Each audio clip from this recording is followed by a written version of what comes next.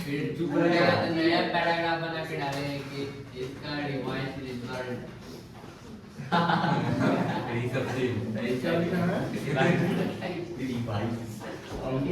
चलो सुनो, अब हल्ला नहीं करेगा।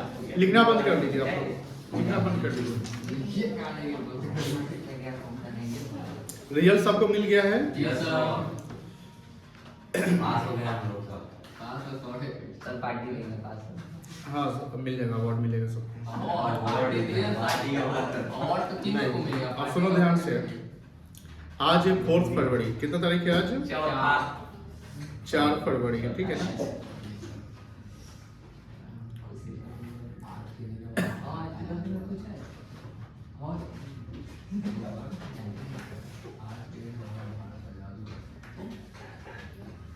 पागल हो गया है ये सब पागल।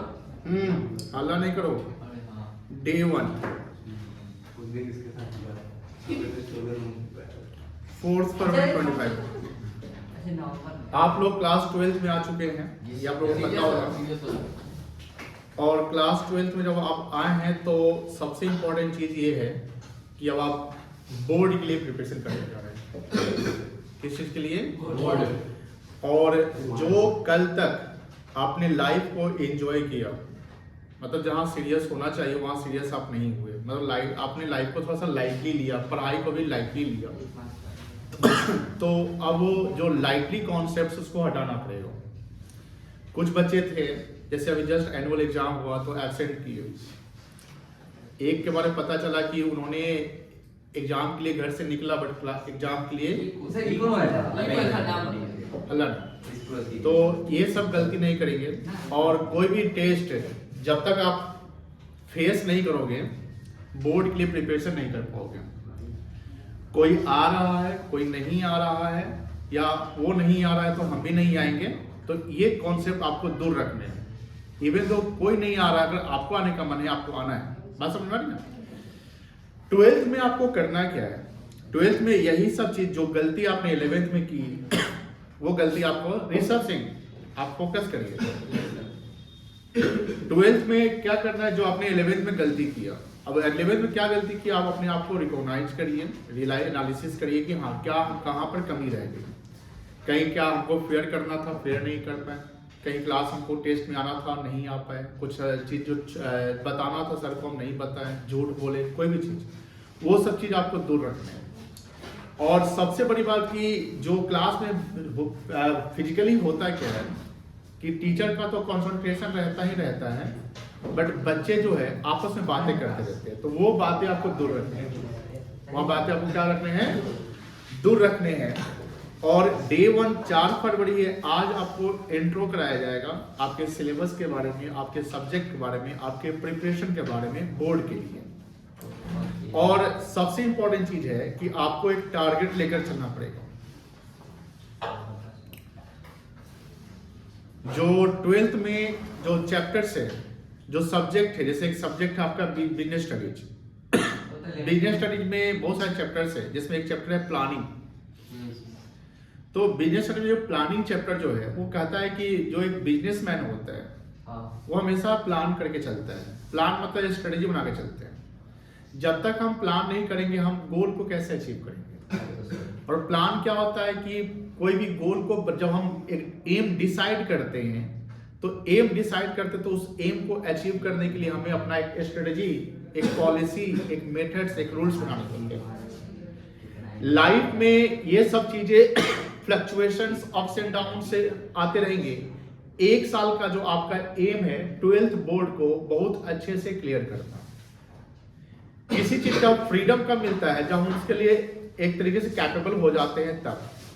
तो जो 12th बोर्ड के लिए आपको टारगेट रखना है कि 90 प्लस हमको ईच पेपर में लाने हैं। अब ये टारगेट 90 प्लस ईच पेपर में लाने हैं तो ये कैसे आएगा? सर हम तो कमजोर हैं, ये है वो है। तो प्लानिंग जो चीज होता है, प्लानिंग में बोलता है कि भैया प्लानिंग हमेशा फ्यूचरिस्टिक होता है। प्लानिंग क्या होता है? फ्यूचरिस्टिक मतलब रिसर्च। प्लानिंग क्या होता है? फ्यूचरिस्टिक। फ्यूचरिस्टिक मतलब कि हम फ्यूचर के लिए देखते हैं। प्लानिंग पास्ट के लिए नहीं होता है। तो मेरा क्या कहना है कि पास्ट का मतलब क्या था, आपका 11। पास्ट का मतलब क्या था, आपका 11, जो आपने 11th में गलती किया, आपने 11th में जो भी किया, एब्सेंट किए आप या एग्जाम में अच्छे से क्वालिफाई नहीं किए, नंबर कम आया, कोई सिलेबस, कोई चैप्टर आपका कमजोर रह गया, कोई टॉपिक आप ध्यान नहीं दिए, that was past. But 12th आपके लिए, 12th बोर्ड क्या है आपका, फ्यूचर है, और फ्यूचर के लिए प्लानिंग करना है कि हमको 90+ लाना है। तो 90+ लाने के लिए हमको क्या करना पड़ेगा, प्लानिंग करना पड़ेगा। क्या करना पड़ेगा, प्लानिंग। अब प्लानिंग के लिए सबसे इंपॉर्टेंट चीज है आपका स्ट्रेटेजी। स्ट्रेटेजी समझते होंगे, किसी भी गोल को अचीव करने के लिए आपका स्ट्रेटेजी, यानी goal is the 12th board. Goal क्या है, 12th बोर्ड। अब स्ट्रेटेजी में आपका सबसे इंपॉर्टेंट क्या है कि एक लाइफ, मतलब कि टाइम में, जैसे टाइम ड्यूरेशन जब आपको मिलता है, तो टाइम ड्यूरेशन में जो आपका पढ़ाई है, उस पढ़ाई में आपको रूटीन मेंटेन करना है। कुछ चीज होते हैं जो सक्सेसफुल अगर कोई होता है तो वो क्यों होता है, ड्यू टू रूटीन। वो रूटीन आप मेंटेन करोगे, रूटीन आपको खुद बनाना है। किसी का होता है क्या कि वो अर्ली मॉर्निंग उठकर पढ़ाई करते हैं, किसी का होता है कि लेट नाइट पढ़ता है। मैं ये नहीं रिकमेंड करूंगा कि आपको अर्ली मॉर्निंग पढ़ना है, लेट नाइट पढ़ना है, वो आपके कंफर्ट जोन से होता है। समटाइम क्या होता है, घर में मान लो कि सुबह जल्दी सब उठ जाते हैं या जल्दी रात में जल्दी सो जाते हैं, तो रात में उनको मौका मिलता पढ़ने का, आप लेट नाइट पढ़िए, कोई इशू नहीं है। और किसी को लगता है कि नहीं रात में हम नहीं पढ़ पाते हैं, नींद हमको जल्दी आती है, तो अर्ली मॉर्निंग, यानी या तो अर्ली मॉर्निंग पढ़ना, ये वो स्कूल में नहीं होता था कि go to bed early wake up early. अब आप उस लाइफ में नहीं है जहां पर ये सिस्टम को फॉलो करना है। समझ में आ गई ना, कोई 3 बजे रात तक भी अपना काम करता है कि नहीं करता है, कॉर्पोरेट कल्चर हो या कहीं भी। सबसे इंपॉर्टेंट चीज देखो, अल्टीमेट एम होना चाहिए आपका सफलता। अल्टीमेट एम क्या है, सफलता। वो सफलता मिलेगा डिसिप्लिन से, रूटीन से, कि जो आप रूटीन फॉलो करेंगे, कि हमें जो समय मिल रहा है, क्योंकि अभी जो हमारा लाइफ है वो लाइफ एजुकेशन का है, पढ़ने का लाइफ है, और उस पढ़ने के लाइफ में हमें कोई काम नहीं। दूसरा चीज क्या है, घर के छोटे मोटे काम आपको डेली मिलेंगे। मम्मी बोलेगी बेटा ये लेके आओ, वो लेके आओ। आपको घर में एक चीज और कह देना है कि जो काम होगा उसका एक टाइम बना के, मम्मी तुम ये काम हमको 6 बजे बोलना, पहले मत बोलना, 6 बजे ही आकर बोलना, हम 6 बजे से 7 बजे तक ये काम कर लेंगे। मेरी बात समझ आ रही ना, यानी जो भी काम आपको करने हैं उसका भी टाइम डिसाइड करो कि छोटा मोटा काम जो हो, किसी भी समय मम्मी बोल दी उठकर चले गए, वो काम नहीं करना। तो ये एक कैसे आएगा, एक डिसिप्लिन से आएगा कि रेगुलर आप उस डिसिप्लिन को फॉलो करेंगे, एक रूटीन बनाएंगे, और वो रूटीन आपके स्टडी रूम, जो आपका स्टडी रूम है जहां पर आप पढ़ाई करते हैं, उसके सामने या टेबल पे आपको उसको रखना है। मेरी बात समझ में आ रही है? तो ये जब चीज जो रूटीन फॉलो करोगे, अपना प्लानिंग करोगे, स्ट्रेटेजी बनाओगे, और ये चीज कंसिस्टेंट होना चाहिए। जैसे आपने आपको अकाउंट्स में एक टॉपिक पढ़ाया था, कंसिस्टेंसी कॉन्सेप्ट, याद होगा? आपके एग्जाम में भी आया था कंसिस्टेंसी कॉन्सेप्ट। तो कंसिस्टेंसी क्या कहता है कि रेगुलर सेम चीज को आप बार बार करते हैं। जब किसी चीज को रेगुलर आप करते हैं, तो जब किसी चीज को रेगुलर आप करते हैं तो उसमें क्या होता है कि आप में एक स्पेशलाइजेशन आता है। क्या आता है? स्पेशलाइजेशन, एक्सपर्टीज आ जाएगा। मतलब सर रेगुलर का मतलब क्या हुआ? जैसे अकाउंट के क्वेश्चन जो न्यूमेरिकल क्वेश्चंस होते हैं, 12th में जो ऐसे क्वेश्चन मिलेंगे अकाउंट्स के, पार्टनरशिप में या कंपनी में, अभी कंपनी में पढ़ने हैं, तो एक ऐसे क्वेश्चन होंगे जो इसका सॉल्यूशन आपको 3 पे 4 पेज में ले जाएगा। अब ऐसे क्या कोई कॉम्प्लेक्स क्वेश्चन मिलते हैं, तो उस कॉम्प्लेक्स क्वेश्चन को हम कैसे बना सॉल्व कर सकते हैं एग्जाम में? एक बार बनाकर तो नहीं कर सकते, यानी रिपीटेडली आपको काम करना है। तो वही कंसिस्टेंसी कहता है कि हमको हमारे जो बोर्ड के लिए जो हमारा लक्ष्य है, उस लक्ष्य को पाने के लिए हम अभी से कंसिस्टेंट अपने काम पे लग जाए, तभी वो गोल अचीव होगा। कंसिस्टेंसी, कॉन्टिन्यूअस, ये सब चीज, और डाइवर्ट नहीं होना है। जैसे कभी कभी आपके लाइफ में बहुत सारे फ्रेंड ऐसे मिलेंगे जो आपको इन्फ्लुएंस करेंगे निगेटिव की तरफ। आपको आपके ऊपर 50 रुपए खर्च करके आपका 2 घंटे का समय बर्बाद कर देंगे। ऐसे बहुत सारे दोस्त मिलेंगे, चलो घूम कर आते हैं, मिठनपुरा घूमते, कलमबाग चौक घूमते, शाम को घूमते, ये घूमते, वो घूमते। ऐसे लाइफ में सबके साथ एक्सपीरियंस हुआ, क्योंकि आपके स्माइल आपको बताते कि ऐसा हुआ। तो इससे क्या होगा ध्यान रखिएगा, उसके पास पैसा उसने आप पे खर्च कर दिया, उसके पास पैसा उसने आप पे क्या कर दिया, खर्च कर दिया, लेकिन आपका वो टाइम 2 घंटा खरीद लिया, या आपका 2 घंटा टाइम क्या कर दिया, बर्बाद कर दिया। Time is money, time is important. और वो 2 घंटा अगर हम कहीं समय दे सकते हैं, या 2 घंटा से मेरा 2 नंबर 4 नंबर ऊपर नीचे हो जाता है, तो बहुत प्रॉब्लम कर सकते हैं। तो अभी आपको पैसा पे कोई आप पे खर्च करना चाह रहा है या कर रहा है, उस पर फोकस नहीं कर रहा भाई, छोड़ दे, नहीं कर रहा। हमको अपना क्या देखना है, गोल, कि तू 50 में खर्च कर रहा है, हम भी अपने कैपिटल होगा तो 5-6 समय में खर्चा कर देंगे, कोई हमको फर्क नहीं पड़ेगा। तो ऐसा स्थिति बनाना है, कोई दिक्कत नहीं है। तो ध्यान रखना कि आपका डे 1 है, आज इंट्रो होगा, आपको बताया जाएगा क्या करना है। 4 फरवरी है, 12th में आपको 90+ टारगेट रखने हैं। अब आपको पेपर्स क्या क्या पढ़ने हैं, तो पेपर्स बहुआ बात नहीं, पेपर्स में आपका पहला पेपर क्या है, आपका अकाउंटेंसी। ये पेपर अकाउंटेंसी आपका एग्जाम में ध्यान रखिएगा, सिर्फ और सिर्फ न्यूमेरिकल नहीं आएगा, न्यूमेरिकल प्लस सब्जेक्टिव आएगा। मेरी बात समझ, बात नहीं, प्लीज बात नहीं करिए, आप 11th में नहीं है, तो न्यूमेरिकल प्लस क्या आएगा, आपका सब्जेक्टिव आएगा। हाँ उत्कर्ष, बात नहीं, अंदर लिया, अंदर लिया ही ना।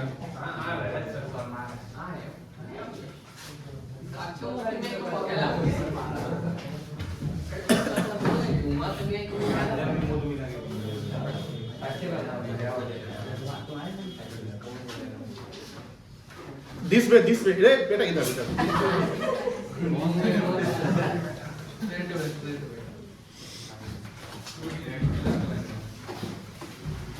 आ जाइए, आकाश बैठाइए, बैठो।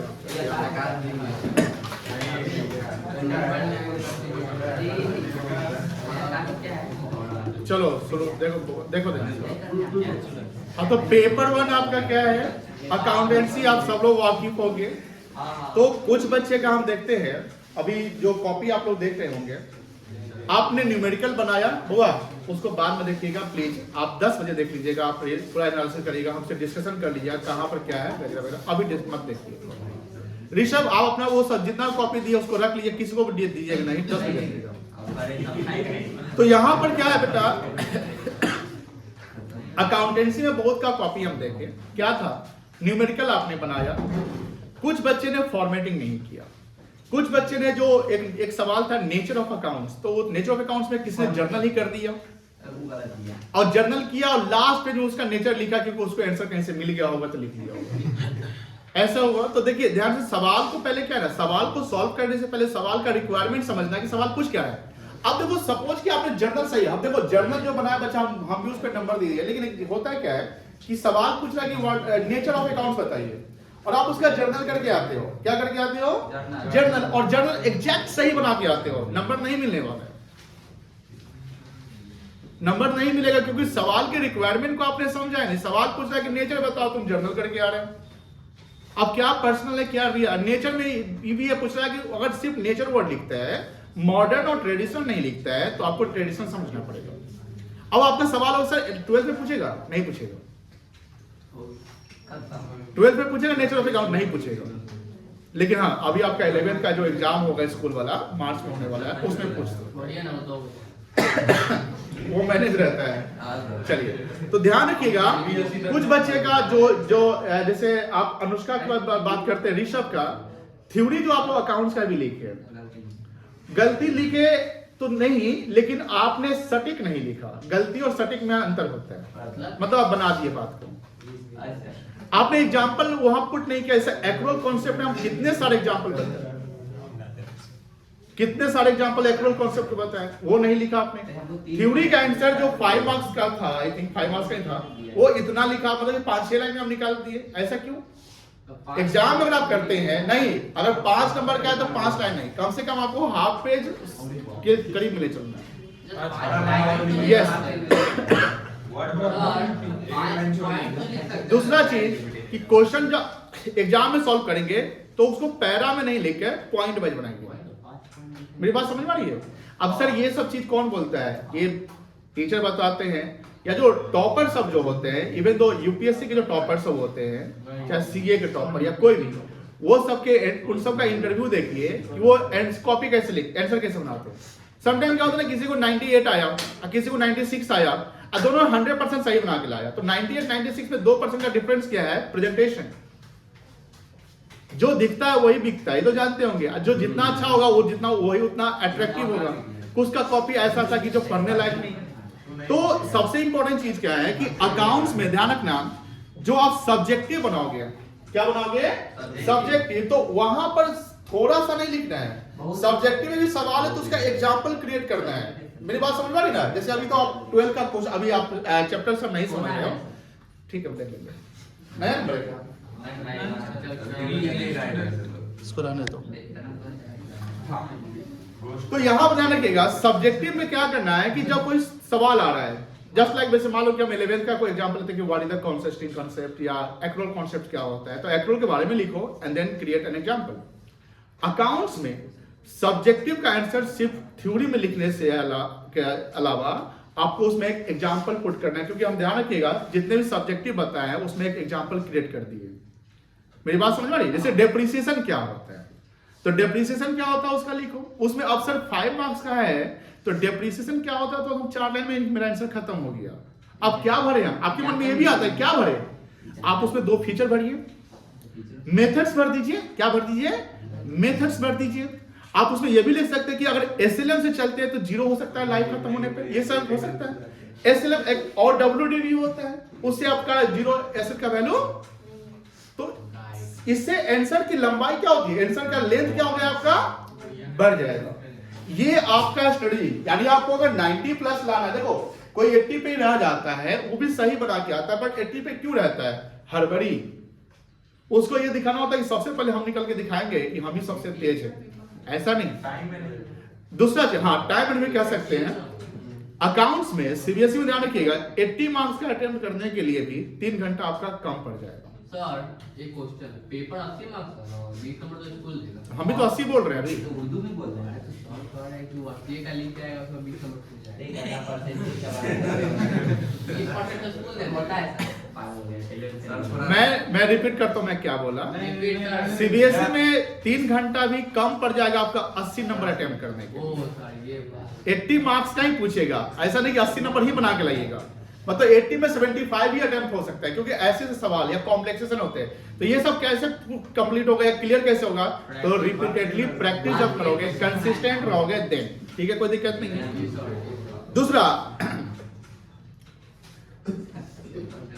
दूसरा पेपर आपका क्या है? बीएसटी। बीएसटी को आप हल्के में नहीं लेंगे, ये इकोनॉमिक्स से टफ पड़ जाएगा। बीएसटी आपका इकोनॉमिक्स से टफ पड़ेगा। 12th का इकोनॉमिक्स बहुत ही आसान है। नहीं, बिना पढ़ने वाला बात नहीं है बेटा। अब सर बीएसटी आसान क्यों नहीं है सर? देखिए बीएसटी आसान इसलिए नहीं है क्योंकि इसमें पूछेगा ज्यादातर केस स्टडी। अब केस स्टडी में क्या होगा, समझ ध्यान सुनिएगा। आप जो बीएसटी के चैप्टर्स पढ़ोगे, सुनो, बीएसटी के टोटल 12 चैप्टर पढ़ने हैं। अब 12 चैप्टर जो पढ़ने हैं, पार्ट ए और पार्ट बी मिला के, इसमें पार्ट ए में 8 चैप्टर और पार्ट बी में 4 चैप्टर है।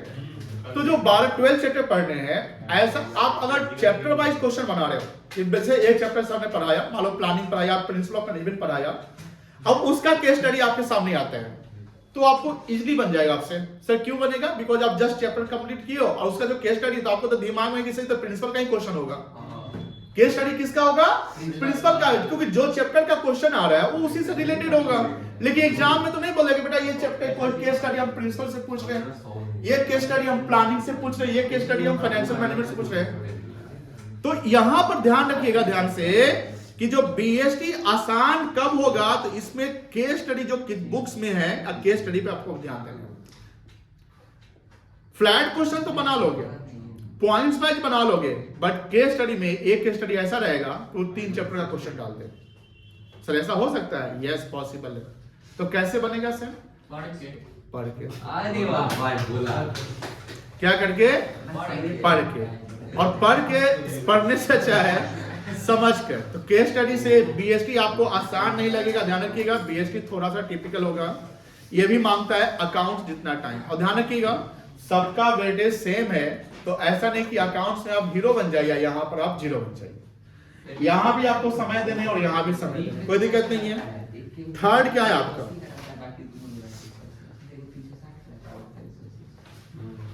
इकोनॉमिक्स, बीएसटी से आसान, बट इतना भी आसान नहीं कि आप कम पढ़ के अच्छा कर सकते। इकोनॉमिक्स इसमें भी पढ़ाई जरूरी है। और इकोनॉमिक्स में आसान हम क्यों बोले? क्योंकि 40 मार्क्स का जो बीएसटी है, सॉरी इकोनॉमिक्स है, बउआ बात नहीं, 40 का मार्क्स का? अरे दो को वो मैक्रो है। नहीं समझता है। मैक्रो जैसे 1 फरवरी को भारत सरकार का बजट आया, जानते होंगे आप? नंबर ऑफ बजट स्पीच देने वाले सबसे अधिक वो निर्मला सीतारमण ही है। निर्मला सीतारमण को जानते हैं, finance minister of India. And budget में बहुत सारे आप लोग बजट आई थिंक कोई नहीं देखा हो, हमको पता है। देखे थे क्या? बस वही देख के छोड़ दिया, वो भी नहीं देखे। ठीक है, कोई बात नहीं, क्योंकि आप लोग अभी उस लेवल पे नहीं आए कि बजट को आप समझ सकते हैं। देखिए बउआ है, अरे बच्चा बात नहीं, प्लीज बात। केशव आपको हिदायत दे रहा है कि आपका, देखिए ध्यान से, आप पढ़ाई पे ध्यान कम और इधर उधर ध्यान ज्यादा देते हैं। हम 12th में 11 जैसे टीचर नहीं रहते, ध्यान रखिएगा। 12th में हम बहुत टाइट है बेटा, आपका एक एक दिन का और एक एक चीज का हिसाब आपके घर पे चल जाएगा, क्योंकि हम कॉम्प्रोमाइज नहीं करेंगे कि आपका बोर्ड है। 11 जितना हम लिबरल थे, 12 में हम लिबरल नहीं होंगे, ध्यान रखिएगा। इसलिए शांति से फोकस करिए। कोई भी चीज हम अगर प्रैक्टिकली हम ले रहे हैं, बजट का ले रहे हैं या कहीं किसी भी कंपनी का ले रहे हैं, आपको अपने में डिस्कस नहीं करना है कि ये हुआ है वो हुआ है, आपको सिर्फ सुनने हैं। हम आपसे जब पूछेंगे तो आप हमको जवाब देंगे। Don't be smart and over smart to someone, okay? Smartness दिखाना आपके आंसरशिप में होना चाहिए, समझ गए ना? चलिए, तो हम लोग कहां से बजट पे थे। जैसे बजट आप लोग नहीं देखे, क्योंकि बजट का आप लोग अगर देखते भी तो क्या सुनते, बस कि ये हो रहा है वो हो रहा है, कोई ताली बजा रहा है, कोई बॉयकॉट कर रहा है, ये सब होता है। ध्यान रखिएगा, उसी का है क्या? हाँ, एक इंक्वायरी था, नया नंबर है। अनुराग कौन है? अच्छा, अरे फोन करके बुलाओ उसको, बाहर जाकर फोन करो ना। रिकॉर्ड हो रहा है, बुला लो ना धीरे से बोल के। हाँ, बजट की बात कर रहे हैं। जब बजट आया तो बजट पूरे इंडिया के लिए था कि किसी स्पेशल स्टेट के लिए था? इंडिया के लिए। तो लेमन में सब समझता है कि सर बजट का इंपैक्ट पूरे भारत पे पड़ता है, और बजट का इंपैक्ट भारत पे और भारत के नागरिकों पे पड़ता है, देश के इकोनॉमी पे पड़ता है, जीडीपी पे पड़ता है, किसी के इनकम पे पड़ता है, टैक्स पे पड़ता है, भारत सरकार के रेवेन्यू पे पड़ता है, भारत सरकार के एक्सपेंडिचर पड़ता है। ये सब समझने की बात। तो ये मैक्रो इकोनॉमिक जो हम लोग को पढ़ना है, इस मैक्रो इकोनॉमिक में एक इंडिविजुअल का नहीं पढ़ा। जैसे आपने थ्योरी ऑफ डिमांड पढ़ा या थ्योरी ऑफ सप्लाई पढ़ा, तो theory of demand, theory of supply में क्या पढ़ा? इंडिविजुअल बायर या सेलर या इंडिविजुअल मार्केट का बात किया। जैसे छाता चौक मार्केट है, तो छाता चौक मार्केट है, तो छाता चौक मार्केट में सपोज कि यहाँ कोई मोमोज बेच रहा है, नहीं बेचता है, प्लीज सुनिए, कोई मोमो बेच रहा है या कोई चाउमीन बेच रहा है, तो जो चाउमीन यहाँ जिस रेट पे बिक रहा है, मुंबई में वही चाउमीन उसी रेट पे बिक रहा होगा। हर मार्केट का प्राइस अलग है, लेकिन जो पैकेट प्रोडक्ट है उसका तो प्राइस सब जगह सेम होगा। जैसे आप कोल्ड ड्रिंक्स खरीदे, अब यहाँ जो प्राइस है बेंगलोर में, दिल्ली में, मुंबई में, सब जगह वही प्राइस होगा, तो उसको बोलते हैं general price level. General price मतलब कि हर मार्केट में सेम है। तो हर मार्केट में अगर सेम है तो वो मैक्रो लेवल पे बात हो गई। मेरी बात समझ में आई ना? तो मोमो वाला जिसने एमआरपी नहीं रखा अपने प्रोडक्ट का, वो जितना मतलब 10 खिला रहा है या 5 खिला रहा है जिस प्राइस पे, उसी प्राइस पे सब जगह सभी मार्केट में नहीं है। इवन तो कोचिंग इंडस्ट्री की बात कर लेते हैं आप कोई सर्विस की बात कर लेते हैं जिसके एमआरपी नहीं डिसाइडेड होते, लेकिन हाँ हॉस्पिटल की बात करते हैं। जैसे मान लो कि कोई पैन इंडिया पे हॉस्पिटल चलाता है, इसका चेन है ना, जैसे मान लो पारस हो गया, अपोलो हो गया, तो उसके जनरली सर्विस चार्ज जो होते हैं, जनरली हम ये नहीं बोलते कि सब जगह सेम ही होंगे, रीजन वाइज वो भी चेंज कर लेते हैं कि पटना में तो उसका ये चार्ज है, लेकिन अब मुजफ्फरपुर आ गया तो उसका चार्ज थोड़ा सा घट गया, मुंबई में तो चार्ज, क्योंकि उसके एक्सपेंडिचर तो ज्यादा है। आप यहाँ जितने पैसे में सर्वाइव हम लोग कर लेंगे, उतने ही पैसे में हम मुंबई में तो सर्वाइव नहीं कर सकते, मुंबई में मेरे खर्च ज्यादा हो जाएंगे, है कि नहीं, चाहे रेंटल कॉस्ट हो या आपके कंजम्पशन कॉस्ट हो। तो जो मैक्रो हमको 40 मार्क्स का पढ़ना है वो पूरे इंडिया के लिए पढ़ना है, और कोई दिक्कत नहीं है। सर 40 मार्क्स आप बता दिया, 40 मार्क्स किस चीज के लिए है? ये 40 मार्क्स है आपका इंडियन इकोनॉमी के लिए। मतलब कि सर इंडियन इकोनॉमी का मतलब ये हुआ कि just eve of independence India की इकोनॉमी क्या थी, हिस्ट्री है क्या? जस्ट हम कह सकते हैं हिस्ट्री है। फिर इंडिया जब इंडिपेंडेंट हुआ तो गवर्नमेंट टाइम टू टाइम क्या किया, पॉलिसी लाया। पंचवर्षीय योजना सुने होंगे, 5 इयर्स प्लान। तो 5 इयर्स प्लान में क्या सरकार जो है 5 साल का प्लान करती है कि सर 5 साल में हमको क्या क्या अचीव करने हैं। क्योंकि 1947 एंड 2025 में फॉर डिफरेंसेस है, बहुत सारे डिफरेंसेस है इंडियन इकोनॉमी का, सर्विस सेक्टर का। आज के समय देखो, एक समय बीच में क्या था कि सर्विस सेक्टर का बहुत ज्यादा बोलबोला, और सर्विस सेक्टर का थोड़ा सा क्या है ना कि जो contribution to GDP of India वो थोड़ा सा कम गया है। सर क्यों कम गया? क्योंकि एआई सब जो आ गया है, बहुत सारे रोजगार आप सुनते होंगे कि आईटी सेक्टर अपना सैलरी जो बहुत सारी कंपनी जो है अपने एम्प्लॉय का सैलरी उतना नहीं बढ़ा रही जितना उनका प्रॉफिट बढ़ रहा है। जैसे बजट जो आया 1 फरवरी को, तो यह ध्यान रखिएगा, ये आपको ध्यान रखना है कि 1 फरवरी को बजट आता है, ये एग्जाम में पूछ सकता है, ये पार्ट है टॉपिक का। 1 फरवरी से पहले जस्ट 1 दिन पहले भारत सरकार का इकोनॉमिक सर्वे आता है। क्या आता है? इकोनॉमिक सर्वे आता है। इकोनॉमिक सर्वे में कहीं ना कहीं सर्वे समझते हैं ना कि आप रिसर्च करते हैं कि हाँ क्या स्थिति है, मतलब कि सर देश में हर सेक्टर की क्या स्थिति है, एम्प्लॉयमेंट की क्या स्थिति है, अनएम्प्लॉयमेंट की क्या स्थिति है। तो उसमें सरकार ने एक चीज प्रॉपर कमेंट किया, क्या किया कि जो कॉर्पोरेट सेक्टर है, corporate sector in the sense company जो है वो हमेशा जो अपना ये रिजल्ट दिखाती है, जिसको बोलते हैं फाइनेंशियल रिजल्ट, तो वो दिखाती है कि 15% से मेरा प्रॉफिट बढ़ गया, 10% से रेवेन्यू बढ़ रहा है, ऐसे बढ़ रहा है। तो उनका हर साल प्रॉफिट बढ़ रहा है। तो प्रॉफिट बढ़ने का रीजन ज्यादातर एम्प्लॉय का कंट्रीब्यूशन उसमें होगा। जब तक एम्प्लॉय प्रॉपर काम नहीं कर रहा है, अच्छे से काम नहीं, कंपनी कैसे ग्रो करेगी? मेरी बात समझ में आ रही है? तो उन्होंने सरकार ने ये पूछा कि तुम्हारा प्रॉफिट बढ़ रहा है, सब कुछ ठीक है, लेकिन उस रेशियो से किसी एम्प्लॉय का सैलरी क्यों नहीं बढ़ रहा है? इन्फोसिस कंपनी में अभी जो प्लेसमेंट हो रही है या टीसीएस में प्लेसमेंट हो रही है, बहुत सारा तो मतलब कि देख रहे होंगे कि 2020 में या 19 में जो सैलरी पे जो ज्वाइनिंग हो रहा था उसी पे आज हो रहा है। क्योंकि एआई ने बहुत सारे जॉब खाया, बहुत सारे सर्विस सेक्टर का, मतलब समझ लो कि जहां पर 5 लोग काम करते तो वहां 1 लोग से काम करते। तो कहीं ना कहीं जाना, तो और जितना पॉपुलेशन बढ़ता है कहीं ना कहीं जो रिक्वायरमेंट ऑफ जॉब ज्यादा बढ़ जाता है। अब जब रिक्वायरमेंट ऑफ जॉब ज्यादा बढ़ेगा लेकिन स्पेस उतना नहीं है, तो कहीं ना कहीं हम तो कम में ही मेरे पास मिल जाएंगे। मेरी बात समझ में आई ना? इस कारण से, और मैन्युफैक्चरिंग सेक्टर का बड़ा है।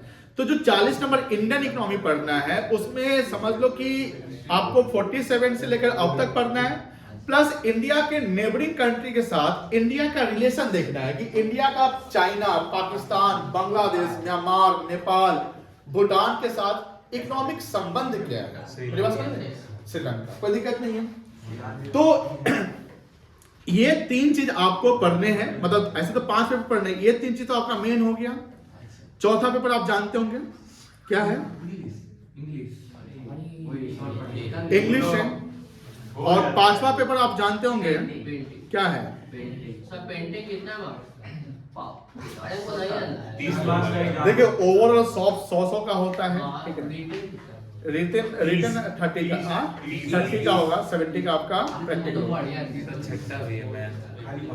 जिसने मैथ लिया, अप्लाइड मैथ लिया है, अब ध्यान रखना इसका तो कोई क्लास आपको मिलेगा नहीं, करना नहीं है, ये तो ऐसे ही है। इसमें सबसे अधिक 98, 99 बच्चे मतलब कि जो है आराम से ले आते हैं। इंग्लिश बस बहुत बच्चे का हम देखते हैं, इंग्लिश को लोग सोचते हैं कि इंग्लिश कर लेंगे, इंग्लिश में है क्या, हाँ कहानी तो है, ये सब ध्यान रखिएगा। इंग्लिश में आपका कहानी से ठीक है, बट इसके भी क्लास आप कहीं ना कहीं ज्वाइन कर लीजिएगा, ठीक है ना, कोई दिक्कत नहीं। और ये 3 पेपर आपके नहीं सर मत दीजिएगा, वो कोचिंग। अरे यार चुप रहना भाई। आप देखिए ध्यान से, ये तो पेपर समझ गए हैं।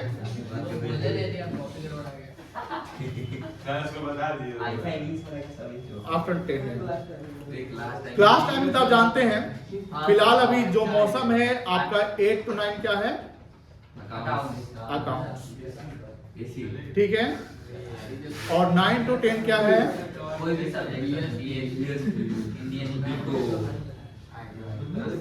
मंडे, ट्यूसडे और वेडनेसडे, MTW। और इको में आपका मैक्रो पहले, क्योंकि मैक्रो मेन है। Thursday, Friday and Saturday. आप ध्यान रखिएगा जो सिस्टम था सरप्राइज टेस्ट का वो होते रहेगा, आपका मंथली टेस्ट आपका होते रहेगा, सब कुछ है। क्लास आपको रेगुलर आने, ध्यान रखिएगा। बाबा बात नहीं प्लीज, नहीं कल टेस्ट नहीं होगा। अब लगभग 1 महीना तक टेस्ट नहीं होगा। अभी आपका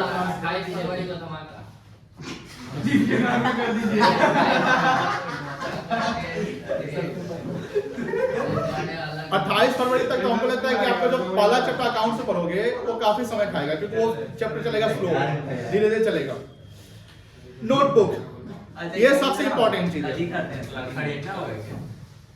हम नहीं देंगे। एक तो आपका क्लास नोट होना चाहिए। अब कुछ बच्चे का हम नाम ले रहे हैं, जैसे एहसानुल्ला, सौम्यम, केशर, और कोई है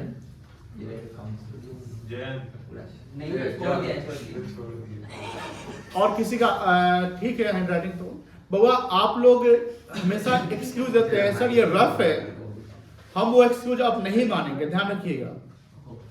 आपके क्लास नोट या जो रफ कॉपी होंगे उसमें भी आपको प्रॉपर हैंडराइटिंग में बनाने हैं। मेरी बात समझ आई ना? जी सर। दूसरा चीज, जो क्लास नोट आपका मेंटेन होगा उसमें आपके जो कॉन्सेप्ट्स लिखाए जाएंगे वो लिखोगे, प्रैक्टिकल बनाए जाओगे वो बनाओगे, जो होमवर्क मिलेगा आपको यही इसी नोट से बना के लाना है। कौन सा होमवर्क है? न्यूमेरिकल्स वाला। मेरी बात समझ में आई ना? इसी कॉपी में, इसी में 2 कॉपी हर एक सब्जेक्ट का बना है। बता रुक तो सही, अभी तो अकाउंट पे फोकस कर रहे हैं, अभी हम किस पे फोकस कर रहे हैं? ये पहला हो गया। दूसरा कॉपी आपका फेयर रखना है। अब फेयर में ध्यान रखिएगा, हाँ अकाउंट्स का फेयर, उसमें क्या है, इसमें आपका जो फेयर होगा वो लेक्चर वाइज होगा। सर लेक्चर वाइज का मतलब, जैसे मान लीजिए कि एक लेक्चर में एक कॉन्सेप्ट कराया गया, एक एग्जाम्पल हमने कराया और एक एग्जाम्पल बुक का करवा दिया या क्वेश्चन करवा दिया। वो कहाँ हुआ? क्लास में आ जाइए, आ जाइए जल्दी जल्दी आइए, जल्दी आइए।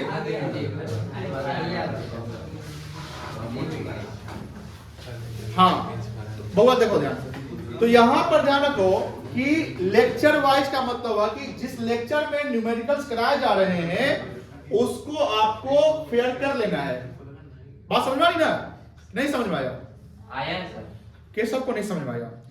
जैसे मान लो बेटा कि लेक्चर नंबर 3 चल रहा है, लेक्चर 3 में सर ने एक कॉन्सेप्ट कराया, मान लो कोई कॉन्सेप्ट, अब कॉन्सेप्ट के साथ उसका एग्जांपल, बुक का एक क्वेश्चन और करवा दिया गया। कहां करवाया गया? क्लास में।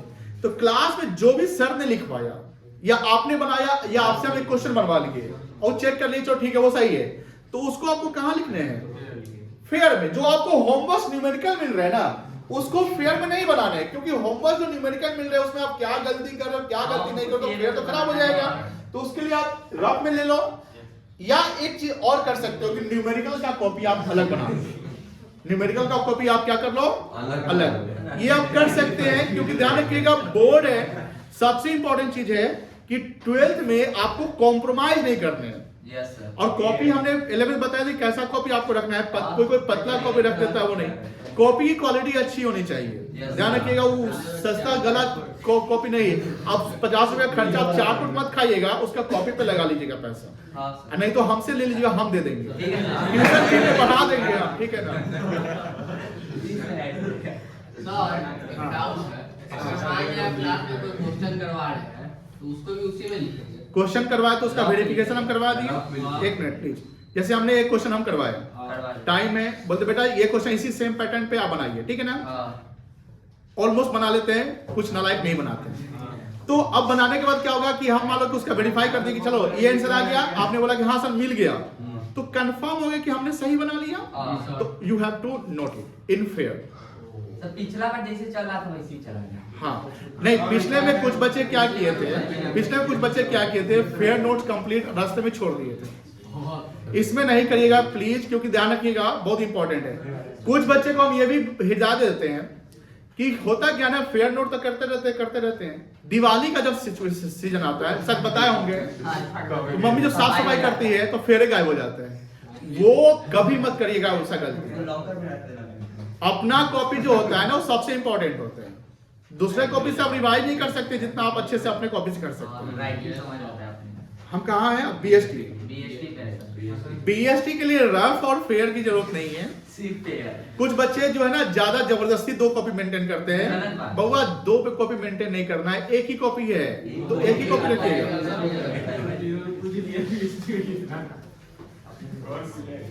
आप अगर डबल मेहनत कर रहे हैं ना, तो डबल मेहनत के लिए आप घर पर रफ करिए, केस स्टडी बनाइए, कोई दिक्कत नहीं है।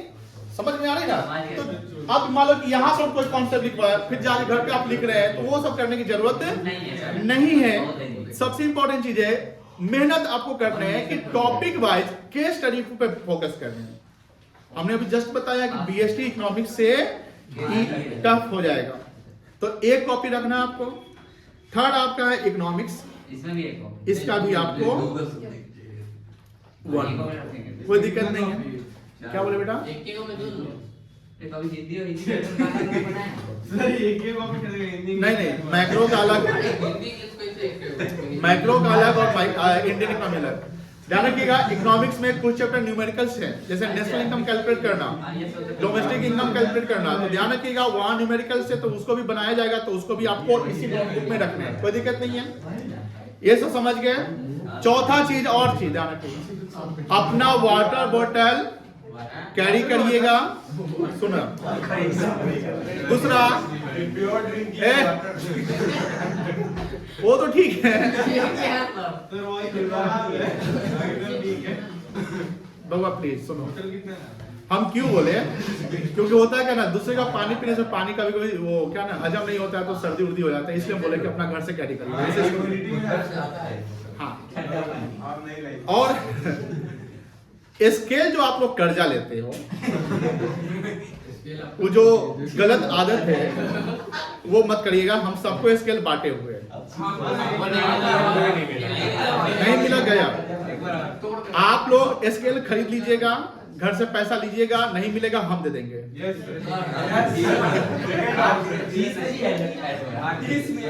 प्लीज सुनिए बात को, एक एक चीज ध्यान रखिएगा, जो चीज हम बोल रहे सब रखना चाहिए, रखना पड़ेगा। पेन आपके पास ब्लैक, व्हाइट कौन बोल रहा है, ब्लू, रेड टॉपिक के लिए कर लीजिएगा। ब्लैक से आप लिख सकते हैं, ब्लू, ये 3 कलर का ये अपना रख सकते हैं। पेंसिल जरूर रखिएगा, पेंसिल का जो इंस्ट्रूमेंट्स होता है, एंड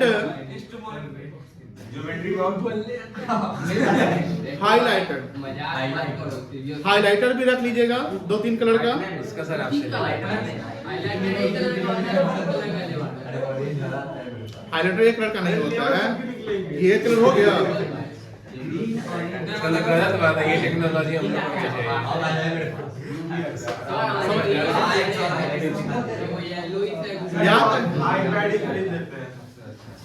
देखिए, आपके अगर पेरेंट्स पूछेंगे तो हम उनको रिकमेंड कर देंगे कि 12th बाद खरीद दीजिएगा उनको।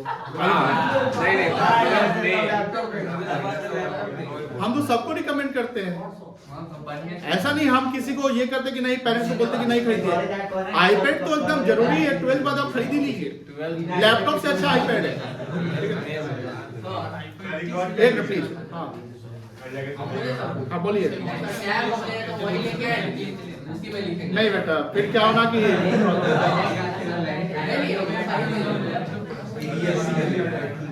12th के लिए बेटा टैब में क्या करिएगा, कैसा मैं बता रहा हूँ, जो आप प्रैक्टिस अकाउंट्स का सॉल्व करोगे केस स्टडी, उसको टैब में बनाते रहिए।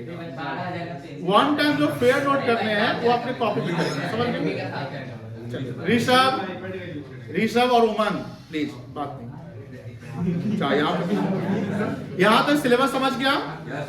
अब चलो, अब चैप्टर वाइज आते हैं। पहले अकाउंट भी बताइए, क्या बोले? आरटीजीएस की कौन चैप्टर से कितना मार्क्स का आता है? अब वही बताने जा रहे हैं। अच्छा ठीक है। देखिए अभी लेटेस्ट सीबीएसई का सिलेबस नहीं आया, बट मार्किंग सिस्टम एकदम सेम ही रहेगा। एक दो टॉपिक इधर उधर हो सकता है, चैप्टर नहीं होगा, यही होगा। देखिए ध्यान से होगा, 12th में ध्यान रखिएगा बात पर। रूपा ये दिख रहा है कुछ? Yes sir. Part A, part B, part C, part B और करते हैं। प्रोजेक्ट वर्क ये 20 मार्क्स का है। इसमें क्या बनाना पड़ता बता देते हैं। ये हम नहीं कराएंगे, है? ये स्कूल कराएगा। होता क्या है, क्लास रिकॉर्ड हो रहा है। होता क्या है कि जैसे अभी 12th वाले जो अपना रिपोर्ट सबमिट किए होंगे, तो स्कूल से क्या होता है कि आपको प्रॉपर गाइडेंस मिलते हैं अच्छा। कि एक प्रोजेक्ट वर्क जो है, जैसे मान लो कि किसी कंपनी या किसी ऑर्गेनाइजेशन का फाइनल अकाउंट बनाना है, तो ट्रेडिंग, पीएल, बैलेंस शीट सब टाइप का बनाकर चले आए, पूरा प्रोजेक्ट बनाना है, उसका डालना है। तो 12 नंबर का आपका प्रोजेक्ट फाइल जो आपका स्कूल करा देगा, उसमें कोई नहीं, हम थोड़ा सा अगर 10 मिनट बोल देंगे तो उसमें आप समझ जाए क्या करना है, कोई चक्कर नहीं। मतलब सर इसकी तैयारी कब करनी है? इसकी तैयारी आप दिसंबर में करेंगे, अगला मतलब इसी साल कब करेंगे? दिसंबर में, नवंबर दिसंबर शुरू होता है ना भैया इसी साल। ये 8 नंबर का आपका वाइवा होगा। ये वाइवा क्या होता है कि आपके स्कूल में जिस स्कूल से आप लोग हैं, उस स्कूल में आपके एक्सटर्नल आएंगे, आपसे 2 सवाल पूछेंगे। बताइए बउआ क्या जानते हैं आप पार्टनरशिप के बारे में? बताइए बउआ डबल एंट्री सिस्टम का मतलब क्या होता है? ये सब चीज पूछ देगा। सर अगर मान लेते हैं आपके नाम, सर मान लीजिए किसी में ना कॉन्फिडेंस की कमी रहती है। जैसे कभी कभी होता है कि अगर पोडियम पे जब बच्चों को बोलते बोलने के लिए, तो सर नहीं बोलेंगे, है ना? या वाइवा में क्या होता है, जब 4 एक्सटर्नल बैठे रहते हैं तो आपके अंदर तो आंसर आ रहे हैं लेकिन बोल नहीं पाते हैं, या गलत हो जाता है। घबराएंगे नहीं, अगर आप गलत भी करते हैं तो कोई दिक्कत नहीं है, नंबर आपको मिल जाएगा, वो सेट रहता है, कोई दिक्कत नहीं। तो ये 20 नंबर आपका सेट है, समझ गए ना? तो अब सर बउआ बताइए प्लीज, और कुछ लिखा हुआ है? 80 नंबर। हाँ, और का मतलब ये हुआ कंप्यूटराइज अकाउंटिंग कोई नहीं लेता है, अच्छा। यही होता है।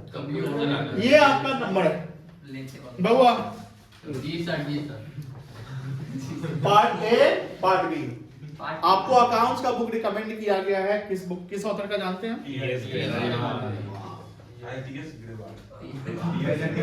टीएस ग्रेवाल। तो टीएस ग्रेवाल में आपके 3 मॉड्यूल आएंगे। कितने मॉड्यूल आएंगे? 3 मॉड्यूल आएंगे। पहला मॉड्यूल में सिर्फ पार्टनरशिप का रहेगा। ये पार्टनरशिप आपको 36 मार्क्स का पूछने होगा।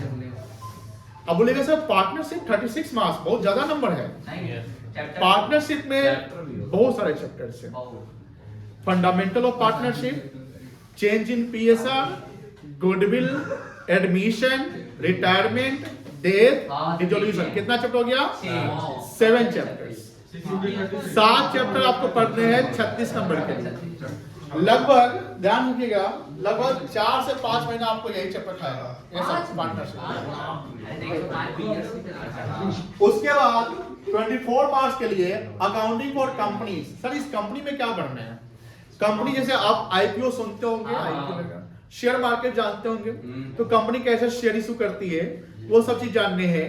और उसके अकाउंटिंग करना है कि कंपनी कैसे उसका अकाउंटिंग करती है, उसमें आपको ओवर सब्सक्रिप्शन बहुत सारी चीज सीखने हैं। दूसरा चीज कंपनी का बैलेंस शीट कैसे बनता है। जैसे आपने अभी बैलेंस शीट सीखा होगा, वो बैलेंस शीट आप नन कंपनी का बनाए थे। नन कंपनी जो कंपनी नहीं है। जैसे पार्टनरशिप का बैलेंस शीट और कंपनी का बैलेंस शीट दोनों अंतर होता है।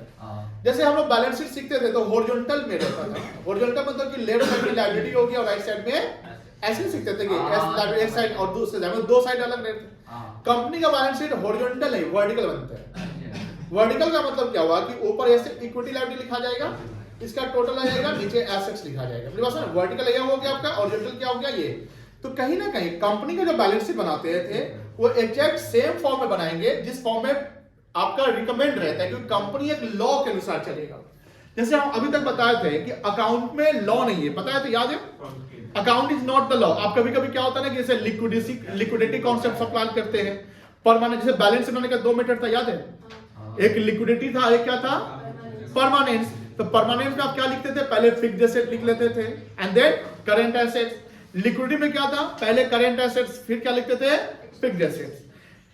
अब सर करंट एसेट्स में ही मान लो पर कहीं पहले बैंक हो गया फिर डेटर हो गया या डेटर हो गया बैंक हो गया, ऐसा हो सकता है, कोई दिक्कत नहीं है सर। अगर परमानेंस और लिक्विडिटी नहीं बोलता था तो जैसे भी बना लेते थे, लेकिन ध्यान रखेंगे जो कंपनी का बैलेंस शीट है जहां पर जो चीज बोलेगा उसको वहीं पे लिखना है, क्योंकि कंपनी का balance sheet as per company law चलता है। किसी को पता है कंपनी लॉ कौन सा अभी चल रहा है? 2013। तो ये चीज पढ़ना है। और इसका कितने मार्क्स का इसमें है? 24 मार्क्स का। इसमें शेयर्स पढ़ने हैं, डिबेंचर्स पढ़ने हैं, शेयर्स और डिबेंचर्स, कोई दिक्कत नहीं है। अब यहाँ पार्ट भी आते हैं। हाँ, ये जो अकाउंटिंग और कंपनी है ये भी आपका एक टीएस ग्लोबल का एक मॉड्यूल आ जाएगा, यानी एक मॉड्यूल, एक किताब ये हो गया, एक किताब ये हो गया, और जो तीसरा किताब होगा वो इसमें यूनिट 3 एंड यूनिट 4 आएंगे। फाइनेंशियल स्टेटमेंट एनालिसिस, ये पूरा कंपनी से रिलेटेड ही है। ये पूरा किससे रिलेटेड है? कंपनी से रिलेटेड। जहाँ 12 मार्क्स का पढ़ना है आपको फाइनेंशियल स्टेटमेंट। अब सुनो, इस फाइनेंशियल स्टेटमेंट में न्यूमेरिकल्स भी पढ़ने हैं, थ्योरेटिकल भी पढ़ने हैं, जिसमें अकाउंटिंग रेशियो सबसे इंपॉर्टेंट है। अकाउंटिंग रेशियो में लगभग आपको 30 से 36 फॉर्मूलाज मिलेंगे। क्या रेशियो कैसे निकलता है, जैसे ग्रॉस प्रॉफिट सब जानते हैं, ग्रॉस प्रॉफिट, नेट प्रॉफिट। तो 11th और 12th में अंतर क्या है? 11th में आप क्लरिकल वर्क करते थे, यहाँ थोड़ा सा एनालिटिकल वर्क करना पड़ेगा। एनालिटिकल समझते हैं ना, यानी थोड़ा सा एडवांस होकर करना पड़ेगा, यानी सोच करके क्या रेशियो वगैरह, क्या रिलेशन है एसेट्स और लायबिलिटी के बीच में, करेंट एसेट्स का रिलेशन करेंट लायबिलिटी के साथ क्या, ये सब चीज आपको पढ़ना है। इसमें इस चैप्टर का नाम क्या रखा गया है? एनालिसिस। सर ये चैप्टर है कि यूनिट है? ये यूनिट है, इसमें 3-4 चैप्टर आ जाएंगे, कोई दिक्कत नहीं। और एक सेपरेट कैश फ्लो स्टेटमेंट जो आपको 8 नंबर का पूछा जाएगा। एक ही चैप्टर है, ये एक ही चैप्टर है कैश फ्लो स्टेटमेंट, लेकिन ध्यान रखिएगा छोटा चैप्टर नहीं है, बड़ा चैप्टर है। और इसके जो आंसर बनते हैं तो ध्यान रखिएगा, इसके आंसर बनाने में कभी कोई 2 पेज भी कम पड़ जाता है, लेकिन उतना बड़ा सवाल आपसे नहीं पूछेगा, सेव जाओगे तो बनाएगा, ठीक है। हाँ, लेजर व्यवस्थित, ये सिलेबस समझ गए। अब मैं चाहता हूं कि ये आप लोग इसको थोड़ा सा नोट कर ले। कहां तक? यहां तक नहीं, पार्ट सी तक नोट कर ले। आप क्लासरूम रेडीमेड तो हम 12 का पिछले साल का बनाया था, सब बोलिए सब भेज दीजिए, हम लिख कर आते हैं। सीखोगे? नहीं सीखोगे। क्लास में जो चीज बोला जा रहा है एक चीज करते हैं। क्लासरूम पे सर आप हम डाल देंगे बेटा, वो नहीं कर रहे। हाँ। जिससे चैप्टर का नोट डालिएगा ना, हाँ। सर उसका 4-5 नहीं डालिएगा, कंफ्यूज हो जाएगा। कहाँ 4-5 डालेंगे? सब देखा नहीं क्या होता है ना, 4 लेक्चर का फिर 5 लेक्चर का। कभी कभी होता है क्या, जैसे मान लो कि आप लेक्चर 3 में नहीं या लेक्चर 4 में है, अब आप ही बोल देंगे सर लेक्चर 3 वाला डाल दीजिएगा। होता है जो बच्चा एब्सेंट करता है वो अपना रिक्वायरमेंट मांग लेता है, उस समय में हम भी क्या करें, हमें उनको डालना पड़ता है। उसको व्हाट्सएप पर अब फिर कहाँ काम डालते रहेंगे? ठीक है, तो अभी क्या होगा, आप पॉलिसी बनाते हैं कि क्लासरूम में कंप्लीट जो लेक्चर कंप्लीट चैप्टर का होगा तो वही जाएगा। अगर कोई एब्सेंट करता है वो अपने फ्रेंड से ले लेगा, ठीक है। 2 बना दीजिए क्लासरूम पे। नहीं सर, 12 का 2 बना दीजिए, इसमें से एक में सिर्फ पूरा चैप्टर का रहेगा, नोट्स रहेगा। आप डाउनलोड नहीं कर लिएगा? वो नहीं कर रहे सर, वो बहुत सारा, ठीक है, हम करा देंगे। दिक्कत होता है। इसको नोट डाउन अपलोड कर लिए हैं बेटा, इसको नोट डाउन कर लीजिए। और आज चलो हटा रहे हैं।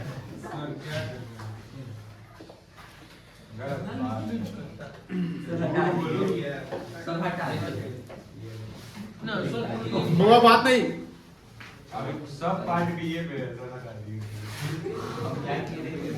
इसका छोटा क्लासरूम से लिख लेगा। सर लिखने के लिए बोलेंगे व्हाट्सएप कर देंगे।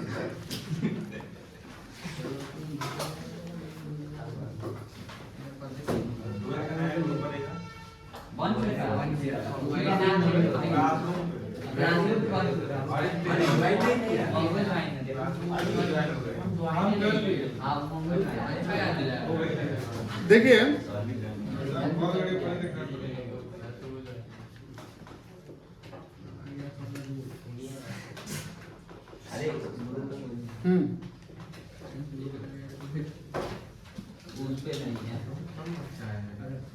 contents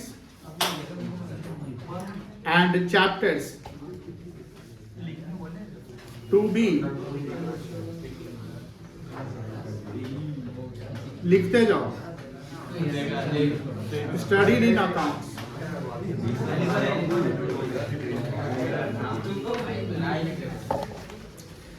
जैसे पहला यूनिट आपका क्या था?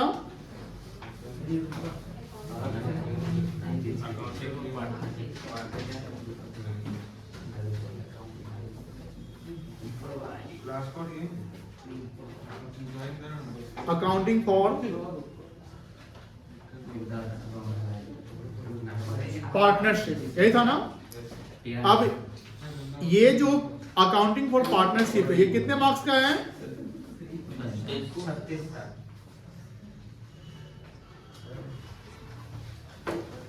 36 मार्क्स का है। तो अब 36 मार्क्स का है, तो इसमें सर चैप्टर्स क्या क्या पढ़ने सबसे इंपॉर्टेंट चीज है।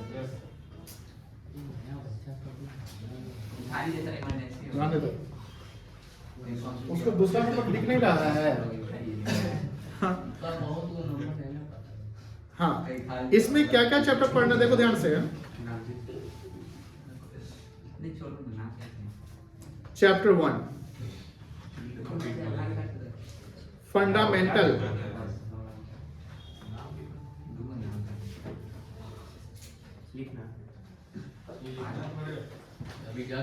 ऑफ पार्टनरशिप, बहुत लिखते जाइए।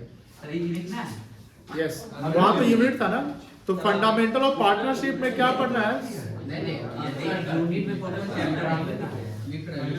Basics of partnership, about the partnership क्या होता है। जैसे सुनो प्लीज, अब सुनते जाओ। देखो हल्ला करोगे नुकसान तुम लोग का होगा। जैसे 11th में हमने पढ़ा accounting for sole proprietors, accounting for, उसमें पार्टनरशिप का नहीं पढ़ा। बिजनेस स्टडी में आप फॉर्म्स ऑफ बिजनेस में पढ़ोगे कि पार्टनरशिप होता क्या है ना, बिजनेस कैसे होते हैं, उसका अकाउंटिंग आपको सीखना है। तो सर क्या 12th में अकाउंटिंग फॉर सोल प्रोप्राइटर से सीखना है? तो नहीं सीखना है, क्योंकि आप ऑलरेडी सीख चुके हैं, जितना आपको जानना है जान चुके हैं। 12th में अब देखो सोल प्रोप्राइटर जब कभी बिजनेस शुरू होता है इनिशियल स्टेज पे, तो जनरली लोग सोल प्रोप्राइटर से शुरू करते हैं कि हम खुद से अपना 50,000, 1 लाख, 2 लाख, 5 लाख का बिजनेस शुरू करते हैं। जब बिजनेस को आपको एक्सपैंड करना है या आपको स्ट्रेंथ बनाना है, आपको कैपिटल बढ़ाने हैं, आपको ब्रांच कहीं खोलने हैं, किसी का सपोर्ट चाहिए, तो आप क्या करते हैं? पार्टनरशिप कर लेते हैं। करते हैं ना? तो पार्टनरशिप जस्ट हम कह सकते हैं कि एक्सटेंशन ऑफ सोल प्रोप्राइटरशिप, कहा जहां सोल प्रोप्राइटरशिप एक लोकल लेवल पे, स्मॉल स्केल पे होता है, तो कहीं ना कहीं स्मॉल को आप एक्सपैंड करेंगे तो थोड़ा सा लार्ज, हम ये नहीं कह सकते कि नेशनल लेवल पे तो नहीं कह सकते, बट कहीं ना कहीं हाँ सोल प्रोप्राइटरशिप थोड़ा सा एक्सपेंडेड वर्जन आ जाता है। क्या आपका एक्सपेंडेड वर्जन समझ रहे ना? उससे बड़ा क्या हो जाएगा आपका? पार्टनरशिप आ गया। तो पार्टनरशिप आ गया, तो अभी तक तो आपने पार्टनरशिप का थ्योरी जाना। तो फंडामेंटल ऑफ पार्टनरशिप का मतलब क्या हुआ कि पार्टनरशिप का बेसिक्स अकाउंट्स क्या होता है, उसका अकाउंटिंग कैसे करते हैं, ये हमको पढ़ना है 12th में। कोई दिक्कत नहीं है। चैप्टर जो 2 शुरू होगा वैल्यूएशन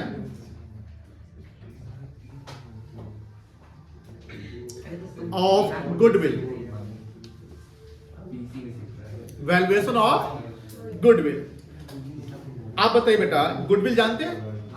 गुडविल क्या है? लायबिलिटी है, एसेट्स है? एसेट्स है। कौन सा एसेट्स है? Tangible, intangible? Intangible, very good. तो गुडविल आपने वहां पर देखा कि इनटैंजिबल एसेट्स होता है। गुडविल एक रेप्यूटेशन ऑफ फर्म होता है कि जहां पर आप जितना अच्छा करोगे उतना अच्छा आपका गुडविल बनेगा। तो कहीं ना कहीं जितना अच्छा करोगे उतना गुडविल बनेगा। तो जितना अच्छा करने से का मतलब ये ना होगा, अगर हम अच्छा कर रहे हैं तो कहीं ना कहीं हमारे साथ भी अच्छा होगा। अब अच्छा करने का मतलब क्या हुआ कि सर आप कस्टमर सर्विस आपका बहुत अच्छा है, जिसको हम CSC कस्टमर सपोर्ट सर्विस कहते हैं। आपका रिटर्न रिफंड पॉलिसी अच्छा है, आपका बिहेवियर अच्छा है, क्वालिटी ऑफ गुड्स अच्छा है, आपका प्राइस रीजनेबल रखे हुए हैं आप, इन्वायरमेंट आपका अच्छा है, सब कुछ अच्छा है। तो कहीं ना कहीं इससे कस्टमर अट्रैक्ट होगा। जब कस्टमर अट्रैक्ट होगा तो एक कस्टमर और आएगा, वो आपका अगेन एंड अगेन आते रहेगा, या कहीं ना कहीं परमानेंट नेचर का हो जाएगा। इससे फायदा क्या होगा कि सेल्स आपके बढ़ेंगे। क्या बढ़ेंगे? सेल्स। अब सेल्स बढ़ेंगे तो कहीं ना कहीं सेल्स पे मार्जिन प्रॉफिट होता है, जिसमें कि 10% हम प्रॉफिट कमाते हैं, 15% कमाते हैं। तो जितना ज्यादा सेल्स बढ़ेगा उतना ही प्रॉफिट बढ़ेगा। तो आपको प्रॉफिट पे फोकस नहीं करना है। देखो पहले क्या होता था ना, कोई भी फर्म या बिजनेसमैन प्रॉफिट पे फोकस करता था। अल्टीमेट एम सबका प्रॉफिट होता है, बट प्रॉफिट पे फोकस नहीं करना है। आपको फोकस करना है अपने सर्विस पे, अपने प्रोडक्ट पे। प्रोडक्ट का क्वालिटी बहुत अच्छा रखिए, सर्विस अच्छा रखिए, कस्टमर आएगा, सेल्स बढ़ेगा, ऑटोमेटिकली ये प्रॉफिट बढ़ जाएगा। मेरी बात समझा नहीं? कर्म किए जा फल की इच्छा मत करे, इंसान जैसा कर्म करेगा वैसा फल देगा भगवान। तो सिंपल सी बात है, आप कर्म पे विश्वास करोगे अपने आप फल मिलेगा। मेरी बात समझे? तो ये गुडविल का कॉन्सेप्ट है। तो यहाँ पर वैल्यूएशन सीखना है। क्या सीखना है? वैल्यूएशन। वैल्यूएशन का मतलब गुडविल क्या होता है नहीं, गुडविल का वैल्यू क्या होता है, क्योंकि कहीं ना कहीं अकाउंटिंग में वैल्यू दिखाते हैं। बैलेंस शीट में या कहीं भी देखो, जब गुडविल देखे होगे तो लिखा ना गुडविल 50,000, 1,00,000, 25,000, कोई भी गुडविल। तो 50 या 25,000 कैसे आता है वो हमको सीखना है। पार्टनरशिप अकाउंटिंग में चैप्टर 2 में सीखना है। थर्ड जो चैप्टर है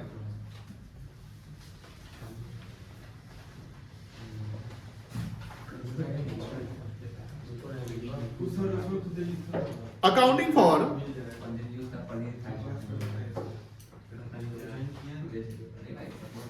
ऋषभ बात चेंज इन PSR। PSR का फुल फॉर्म नहीं जानते होंगे तो लिख लीजिए, प्रॉफिट शेयरिंग। अब जैसे आप देखे होंगे जो सोल प्रोप्राइटरशिप पार्टनरशिप में क्या डिफरेंस है। सोल प्रोप्राइटरशिप में पूरा का पूरा whole profit and whole loss वो सब किसके प्रोप्राइटर के कैपिटल से एडजस्ट होता है। यानी कि वहां सिंगल प्रोप्राइटर होता है तो सारा प्रॉफिट उसी का और सारा लॉस भी उसी को सहना पड़ेगा। लेकिन पार्टनरशिप में जो ओनरशिप है वो एक के पास होगा कि एक से अधिक के पास होगा, एक से ज्यादा के पास। यानी मिनिमम कितने होंगे पार्टनरशिप बिजनेस को शुरू करने के लिए? मिनिमम कितने % चाहिए? 2। ये सवाल आपको शायद आया था एग्जाम में। तो 2% चाहिए, मिनिमम 2%। तो अगर 2% है तो हो सकता है कि दोनों बराबर का हिस्सेदार हो। क्या ये कंपलसरी होना ही है कि बराबर का भी हो सकता है? बराबर का ही होगा कि कोई और भी रेशियो हो सकता है, कुछ और भी हो सकता है। मान लो किसी ने 50 लाख इन्वेस्टमेंट किया है, किसी ने 10 लाख ही किया है, थोड़ा सा अपना कंट्रीब्यूशन कर रहा है, तो उसका रेशियो अलग हो सकता है। जो चीजें जैसे हम लोग पार्टनरशिप डीड कर जानते होंगे, पार्टनरशिप आपके एग्जाम में पूछा गया था, तो यहाँ पर भी डीड वेरियस के कॉन्सेप्ट जो है वो पढ़ने हैं, अकाउंटिंग उसके पढ़ने हैं। तो change in profit sharing ratio का मतलब कि जो प्रॉफिट शेयर का रेशियो यानी प्रॉफिट बांटने का जो रेशियो होता है उसी का, अगर वो मान लो कि हमेशा एक ही रेशियो प्रॉफिट बटेगा कि कुछ और रेशियो भी हो सकता है। मान लो कि हम पहले बराबर के साझेदार थे, अब हम अपना रेशियो चेंज करना चाहते हैं। क्या अपना जो डिसीजन या म्यूचुअल जो एग्रीमेंट है जब शुरू हुआ और 10 साल 20 साल तक क्या सेम म्यूचुअल एग्रीमेंट पे चल सकता है कि चेंज हो सकता है? चेंज हो सकता है। तो जब चेंज होगा तो कहने के उनका हिस्सेदारी भी चेंज हो जाएगा, और जब हिस्सेदारी चेंज हो जाएगा तो किसी को ज्यादा किसी को कम मिलेगा, हो सकता है ना फ्यूचर में। तो इसी का अकाउंटिंग सीखना है चैप्टर नंबर 3 में, बहुत ही इंपॉर्टेंट है। और ध्यान रखिएगा आने वाले जो चैप्टर होने वाले हैं 3 चैप्टर, आने वाले 3 चैप्टर उसका स्ट्रक्चर बेस चैप्टर नंबर 3 है। मतलब कि चैप्टर नंबर 3 का मार्क्स में वेटेज यानी एग्जाम में वेटेज कम है, लेकिन it is the base for remaining chapter just like admission, retirement and death. आगे देखिए चैप्टर नंबर 4।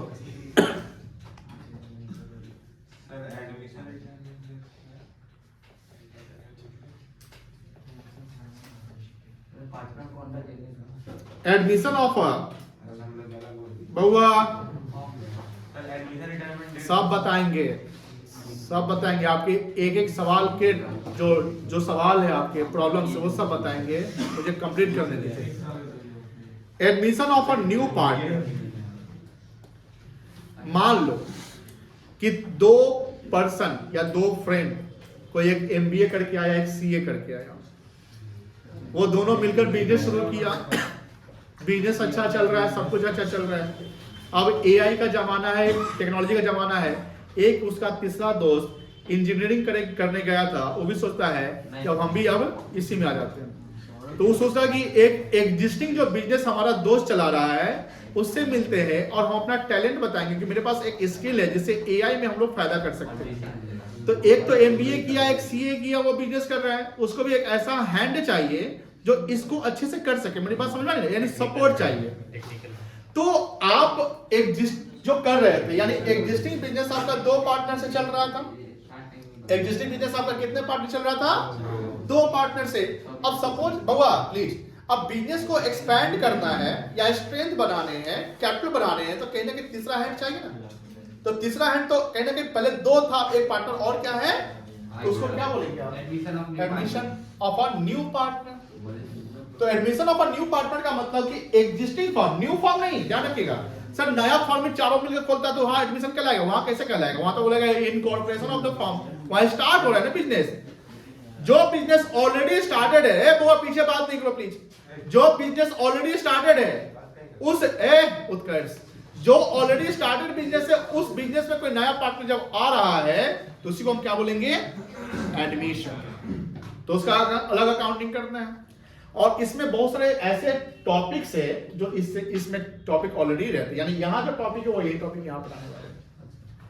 चलो 5वां सर, ये भी तो हो सकता है कि मान लो कि 4 पार्टनर मिलकर बिजनेस कर रहे हैं, अब किसी का मन नहीं है बिजनेस करने का, हो सकता है हेल्थ इशू हो सकता है, हो सकता है कि परमानेंट शिफ्ट हो रहा हो कहीं पे, हो सकता है कि उसका बिजनेस के जो पॉलिसी है उसमें उसको प्रॉब्लम हो रहा है कि नहीं, जो फर्म का पॉलिसी हम उसे एग्री नहीं, डिस्प्यूट हो सकता है, कुछ भी हो सकता है।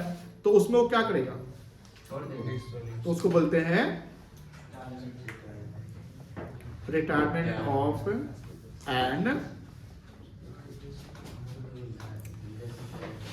एग्जिस्टिंग और ओल्ड पार्टनर। छठा है, अब देखो रिटायरमेंट डेथ दोनों में एक सेम कॉन्सेप्ट है कि फर्म से वो बाहर जा रहा है। तो एक फर्म से बाहर जा रहा है लेकिन दुनिया में है और एक फर्म से नहीं, दुनिया से बाहर जा रहा है, उसको बोलेंगे डेथ।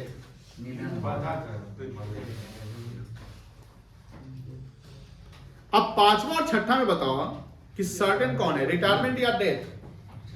सर्टेन कौन है? मतलब डेट या डेट ऑफ रिटायरमेंट में सर्टेन क्या है? नहीं, बात आप नहीं समझ रहे हैं। सर्टेन एंड अनसर्टेन, देखो मरना तो कोई कभी मर सकता है, तो मौत तो सबका निश्चित है। हम ये नहीं बोल रहे कि मौत सबका निश्चित है।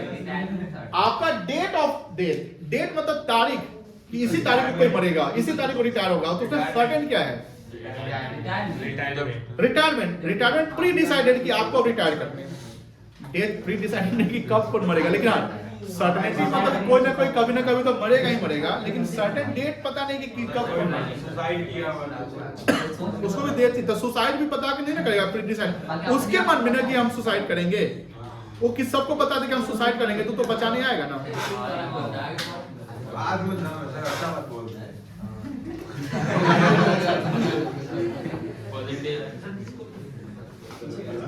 प्लीज बात नहीं। एंड लास्ट है 7 बोले।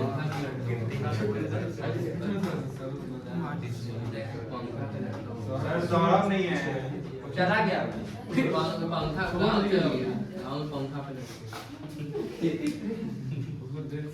प्लीज यहाँ पर उसको खेत पड़ता है। देखिए चैप्टर 1 से लेकर चैप्टर 7 तक मतलब खत्म, मतलब बिजनेस यहाँ शुरू करना सीखेगा यहाँ खत्म करना और यहाँ खत्म करना। डिसोल्यूशन का मतलब होता है समाप्त, एंड, कोई दिक्कत नहीं है।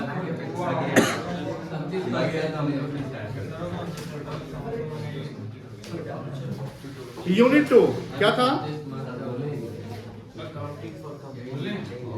नहीं बोले हैं, नहीं बोले हैं। क्या? सर आप बोले हैं कि साउंड लगेगा। Please sir Rishabh and cost, क्या नाम है? रूपक रूपक, बोला है अभी। कंट्रोल करिए। और उत्कर्ष जी आप जज मिला है। अकाउंटिंग फॉर कंपनीज, ये कितने मार्क्स का है? 24 मार्क्स का। इसमें क्या पढ़ना है, मतलब थोड़ा सा थ्योरी पढ़ना है। इशू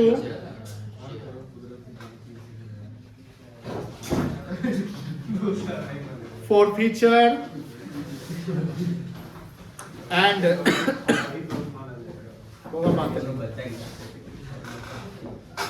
तुम लोग लिख रहे हो? Yes sir. ठीक है। सर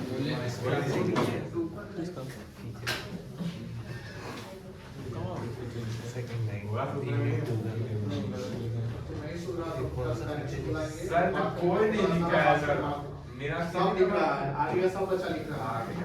काहे नहीं लिख रहा है तो तुम आगे बैठ जाओ। हम तो वो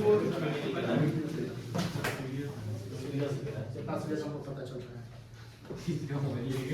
ईसु के बाद क्या लिखे हैं? क्या रीसू ने अरे ईसु के बाद ओ पीछे वो ध्यान आ रहा है इसका ना। रीसू ने सर ऊपर अरे री ईसु के पहले जल्दी लिखो यार, और पीछे मतलब पहले इसको कंप्लीट करो जो नहीं लिखा है। स्पेलिंग सही है।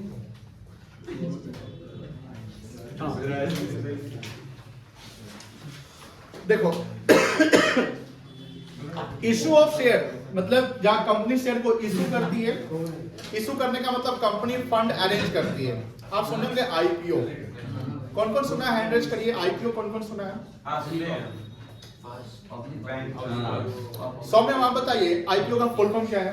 फुल फॉर्म तो नहीं पता, सुने जिसको पता है हैंड रेज करिए। पब्लिक ऑफरिंग करने पूछता है। बताओ बताओ आकाश को बताओ। ठीक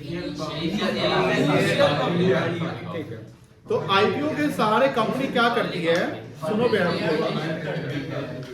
कंपनी शेयर रेज कर इशू करती है, शेयर इशू करके फंड रेज करती है, यानी कहीं ना कहीं कंपनी अपना ओनरशिप दूसरों को दे रही है।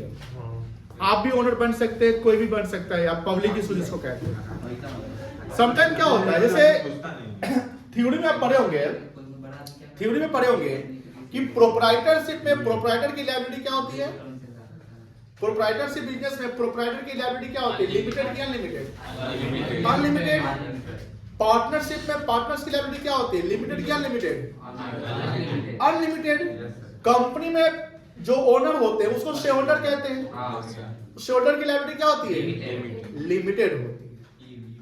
लिमिटेड का मतलब हुआ कि अगर मान लीजिए कि एक शेयर का दाम है 100 रुपए, एक शेयर का दाम कितना है? और आपने 1000 शेयर खरीदा उस कंपनी का, तो 1000 गुणे 100 कितना हो गया? तो 1 लाख रुपया आपकी लायबिलिटी है। मतलब कहीं ना कहीं अगर कंपनी डूबता है या कंपनी इंसॉल्वेंट हो रहा है, इंसॉल्वेंसी का मतलब हुआ कंपनी का लायबिलिटी बहुत ज्यादा हो गया, एसेट्स कम हो गया, तो उस केस में आपका अगर पैसा डूबेगा भी तो कितना डूबेगा? 1 लाख। घर से आपका 1 रुपया नहीं लगेगा। जैसे आप सुनते होंगे कि रिलायंस कम्युनिकेशन जो अनिल अंबानी कंपनी है वो डूब गई, बहुत सारे क्रिएटर का पैसा फंस गया, बैंकर का पैसा फंस गया, लेकिन रिलायंस जो अनिल अंबानी अभी अपने प्राइवेट प्लेन से चलते हैं, चार्टर्ड प्लेन से चलते हैं, ऐसा सुनते होंगे उनका फंड। तो सर आप मुकेश अंबानी, रिलायंस और अनिल अंबानी में अनिल अंबानी का वेल्थ कैसे घट गया सर? तो घटने का कारण ये है कि उसका पैसा जो बिजनेस में लगा रहा होगा वो तो खत्म, तो लेकिन पर्सनल जो प्रॉपर्टी रहा होगा वो तो सेफ है ना। तो कंपनी खोलने का सबसे अधिक अच्छा फायदा ये होता है कि सारा जो खर्चे होते हैं वो कंपनी के नाम से हो जाते हैं। और प्राइवेट वेल्थ जो है, जब कंपनी की स्थिति खराब होगी तो प्राइवेट वेल्थ जो कंपनी के नाम से नहीं है वो आपका सेफ रहेगा। ओनर प्रोप्राइटरशिप में ऐसा नहीं है। जैसे देखोगे प्रोप्राइटरशिप में क्या होता है कि बिजनेस अगर खराब हुआ, लायबिलिटी ज्यादा हुआ, तो आपको अपना घर भी, that is the difference of liability, यानी एक लिमिटेड लायबिलिटी और अनलिमिटेड। अब फोरफीचर में हमने क्या बताया कि जैसे 1000 शेयर आपने खरीदा 100 रुपए वाला, तो समटाइम क्या होता है कि जो 100 रुपए का शेयर है उसका पेमेंट कभी कभी फुल टाइम भी होता है, कभी कभी पार्टली भी होता है। पार्टली का मतलब 100 एक बार में नहीं, आप उसको इंस्टॉलमेंट में देते हैं। इंस्टॉलमेंट समझ, जैसे ईएमआई कह सकते हैं। अब मान लो कि किसी ने 100 का 80 पेड कर दिया, ये टॉपिक में हम पढ़ाए होंगे, याद होगा आपको, बीएसटी में पढ़ाए थे। 100 में आपने कितना पेमेंट कर दिया? 80। यानी मान लो कि मिस्टर एक्स जो है वो 80 पेड कर दिया, और मिस्टर वाई पूरा 100 का 100 पेड कर दिया, तो 80 गुने 100 1000 कितना पैसा हो गया? 80000। और 100 गुने 1000 1 लाख। तो मिस्टर वाई ने 1 लाख पेड कर दिया और मिस्टर एक्स ने कितना पेड किया? 80000। बात समझिए ध्यान से। अब कंपनी इंसॉल्वेंट हो रही है, तो कंपनी इंसॉल्वेंट का मतलब उनकी लायबिलिटी ज्यादा और एसेट्स क्या है? कम है। तो आपसे पहले वो पैसा मंगवाएगी, तो मिस्टर वाई से पैसा नहीं मंगवाएगी, क्योंकि mister Y already fully paid कर दिया, क्योंकि 1 लाख दे दिया। मिस्टर एक्स तो 1 लाख में 80,000 ही ना पेड किया था, इसका मतलब उसकी liability limited to the extent of capital, मतलब कि उसकी लायबिलिटी 1 लाख तक है, 80,000 तक नहीं सर, जितना पेड किया उतना ही लायबिलिटी नहीं बेटा, जितना शेयर आप होल्ड कर रहे हैं ना उसके जो वैल्यू है उससे मल्टीप्लाई करके जो वैल्यू बनते हैं, यानी 1,000 गुने 100 1 लाख, तो your liability will be 1 lakh. अगर आप 80 पेड किए हुए हैं तो अभी भी आपको कितना देना है 20,000। अब अगर सर आप नहीं देते हैं, कंपनी डूब जाती है। अगर आप नहीं देते हैं तो क्या होगा, आपके शेयर को जब्त कर लिया जाएगा। जब्त को फोरफीचर कहते हैं, फोरफीचर एक साथ ही, अलग अलग नहीं, FORFEITURE, फोरफीचर। फोरफीचर का मतलब हिंदी में बोलते हैं जब्त करना, यानी रीएक्वायर करना, यानी हमने जो शेयर आपको दिया वो शेयर रीएक्वायर कर लेंगे। तो आपके मन में सवाल होगा कि सर मान लेते हैं कि 80,000 जो दे दिया हुआ है उसका तो शेयर जब्त हो गया, तो 1,000 शेयर तो उसका वापस कंपनी ले लिया, पैसा रिफंड होगा? नील, नहीं होगा रिफंड। कंपनी को प्रॉफिट हो जाएगा, कंपनी को शेयर भी आ गया और ऑलरेडी आप जो 80 दे दिए हैं वो कंपनी को। मजेदार चैप्टर चल रहा है, हाँ कर लीजिए। अब मान लो कि जो देने वाला है पैसा वही दिवालिया हो गया, नहीं हो सकता है। अगर लाइबिलिटी क्लियर करें सर वो 1 लाख का खरीद के बेच दी, 80,000 बाकी 1 लाख का जैसे बेच दिया तो 1 लाख का 1 लाख का शेयर खरीदा, 80,000 रुपये दिया, अब देखा कि 2 ही दिन में प्रॉफिट हो गया, वो बेच के देखिए प्रैक्टिकली जो हम लोग जो करते हैं वो फुल्ली पेड वाला रहता है। ये प्राइवेट प्लेसमेंट होता है तो वहां पर ये पार्टी होती है, जैसे हम लोग कोई शेयर खरीदते हैं ना तो वहां अलॉटमेंट वो नहीं होता कि आपको 50 देना 80 देना है, you have to paid full. मतलब समझ, जैसे सर आईपीओ, आप में से सवाल होगा सर जो आईपीओ वगैरह आता है उसमें क्या पार्टली पेड होता है कि फुल्ली पेड होता है? वहां पूरा का पूरा फुल्ली पेड होता है, वहां कोई लायबिलिटी आपका नहीं। हाँ प्राइवेट सब में प्लेसमेंट होता है तो वहां होता है, प्रेफरेंशियल में होता है, ऐसे प्रैक्टिकली जो हम लोग प्रैक्टिकल करते हैं उसमें नहीं। अब ये बात समझिए बुआ, अगला चैप्टर है री मतलब क्या होता है? फिर से अगेन इशू। तो जो शेयर जब्त किया गया वो कंपनी के पास वापस आ गया, वो शेयर किसी जेड को वापस रीइशू कर देगा, तो कंपनी को double profit. Sir double profit कैसे? वो 80 दिया वो तो आ ही गया, और जो शेयर कंपनी को आया किसी और को बेच को वहां से पैसा आ गया। इसको पढ़ना है रीइशू, ठीक है। नेक्स्ट है आपका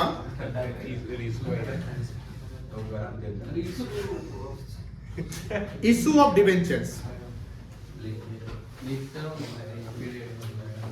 आप में से कितने लोग डिवेंचर्स जानते हैं? एग्जाम में भी यही छूटे। अच्छा डिवेंचर से कहते हैं शॉर्ट टर्म, डिवेंचर का मतलब होता है, ये तो एक तरीके से लोन होता है, डेट वर्ड से बनता है। कंपनी कर्ज लेने का एक जरिया, मतलब फंड रेज करने का एक ही जरिया शेयर नहीं होता है, बैंक लोन भी होता है, डिवेंचर भी होता है। तो डिवेंचर पब्लिक को इशू करती है, जहां पर नंबर्स में होते हैं, शेयर जैसे होते हैं, बट जो नेचर वो चेंज हो जाता है। शेयर इशू करके आप मालिकाना हक देते हैं, वो उसका कोई लाइफ नहीं होता है, वो इनफाइनाइट, जब तक कंपनी आता तक सर कंपनी का शेयर रह सकते हैं। डिवेंचर का एक लिमिट, जहां पर कर्ज की बात होती है तो वहां रिपेमेंट की बात होती है। तो डिवेंचर एक तरीके से क्या होता है, लोन का रूप होता है। क्या होता है? नहीं, ये लॉन्ग टर्म होता है। बात नहीं,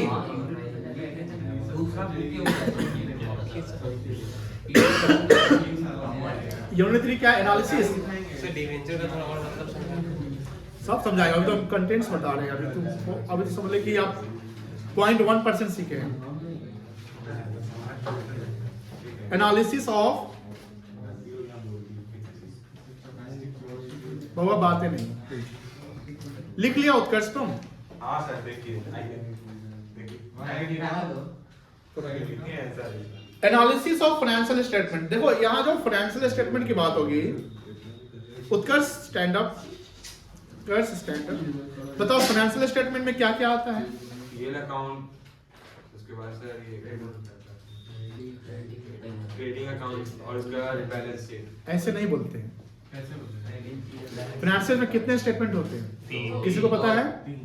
2 दो होता है। क्या क्या होता है? एक एडजस्टमेंट, इनकम और पोजीशन इनकम कितने का? क्या क्या? ट्रेडिंग एंड पोजीशन में। तो फाइनेंशियल स्टेटमेंट आप ऑलरेडी जानते हैं, बट फाइनेंशियल स्टेटमेंट जो आप जानते हैं अभी तक वो प्रोप्राइटरशिप में जानते हैं। यहां जो यूनिट 3 में एनालिसिस ऑफ फाइनेंशियल स्टेटमेंट है, ये एनालिसिस आपको प्रोप्राइटरशिप का नहीं, पार्टनरशिप का नहीं, यहां पर कंपनी का करना है। बात समझ आ रही है? जो यूनिट 1 है सिर्फ यही यूनिट 1 पार्टनरशिप के लिए है, जो नन कंपनी है। पार्टनरशिप क्या है? नन कंपनी है। यूनिट 2 जो है कंपनी से रिलेटेड, यूनिट 3 भी कंपनी से रिलेटेड। यूनिट 2 में शेयर से डिवेंचर से, यूनिट 3 में शेयर डिवेंचर नहीं है, बट कंपनी में सिर्फ शेयर डिवेंचर नहीं होते, उसके अलावा बहुत सारे काम होते हैं। जैसे वहां रिलेशन या एसेट्स का रिलेशन चेक करना, लायबिलिटी का एनालिसिस का मतलब क्या कहना कि आप एक्सपर्ट, आप नॉलेज वहां पर अप्लाई कर रहे हैं। जब फाइल अकाउंट बन रहा है तो कंपनी का जो फाइनेंशियल डेटा है वो हमेशा एनालिसिस करना चाहिए। जैसे हमने अभी जस्ट अर्ली एक शब्द यूज किया, आप बजट के टॉपिक में आप बता रहे थे कि सर गवर्नमेंट का एक कमेंट आया है कि सर कंपनी का प्रॉफिट 10% से बढ़ रहा है, 12% से बढ़ रहा है, लेकिन हर एम्प्लॉय का सैलरी उतना से कहां बढ़ रहा है। मेरी बात समझ रही?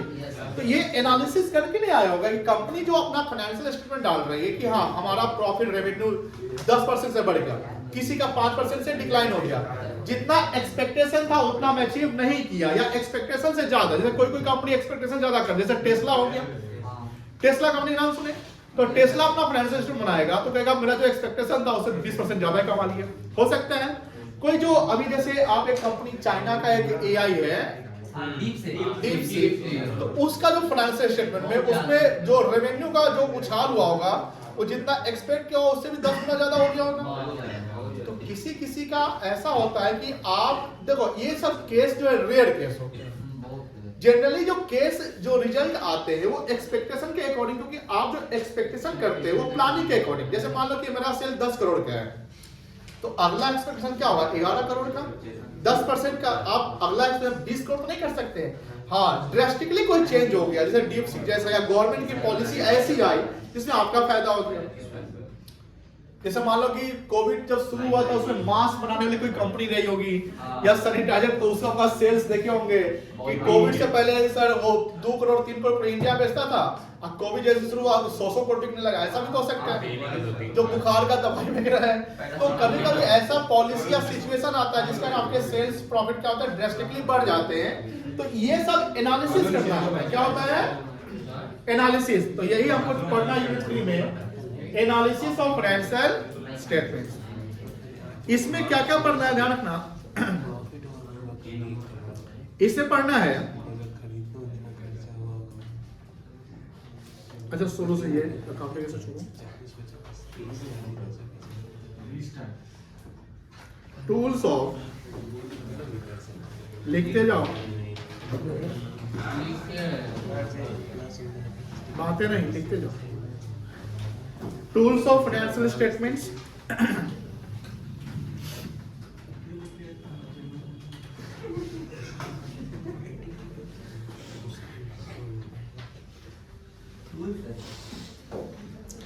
comparative and common size financial statements,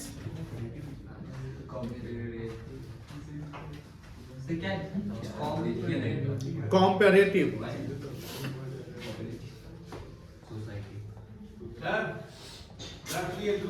हाँ रख दीजिए,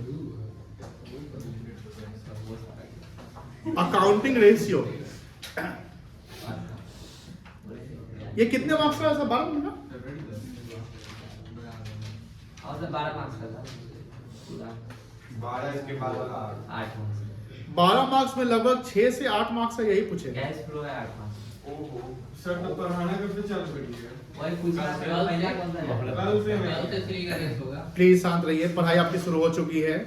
आप अपने मुंह को बंद रखिए, ये सब पढ़ाई का बात है। गटर बंद कर। जब तक आप अपना स्ट्रेटेजी नहीं बनाओगे, जब तक तुम समझोगे कि क्या पढ़ना है, तो पढ़ाई कैसे करोगे? एकदम सही। सर क्या पढ़ना है टोटल? लक्ष्य को पाने के लिए यही तो बता रहे हैं अभी।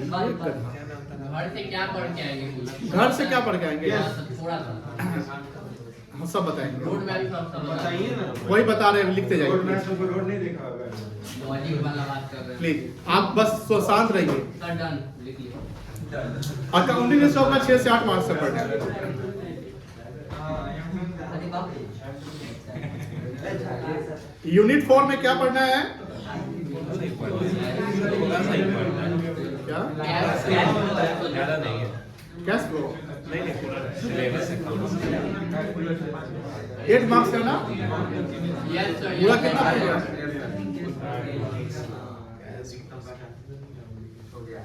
80 मार्क्स।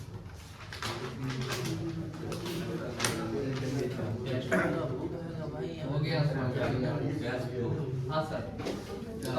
स्टार्ट कौन सा पहला चैप्टर? 1 मिनट। स्टार्ट होगा नीचे से। लिख लिए? Yes.